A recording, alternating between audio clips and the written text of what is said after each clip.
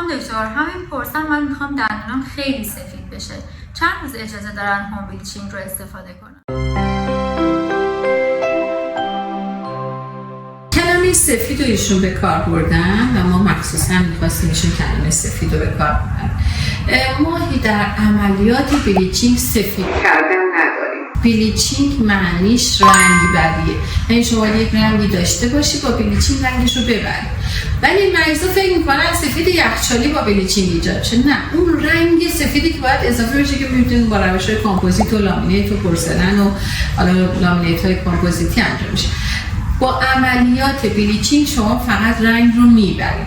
حالا اگر طبق گفته ایشون دوست داره سفیدتر باشه، فکر میکنن اغلب اشتباه میکنن بیشتر میذارن، شما رنگ دندون رو میبرید. در نتیجه اتفاق بسیار ناخوشایندی که در بلیچینگ ممکنه بیفته و جزء عوارضش هست اینه که شما اینقدر مواد بذارید که رنگ دندون رو ببرید و دندون خاکستری بشه.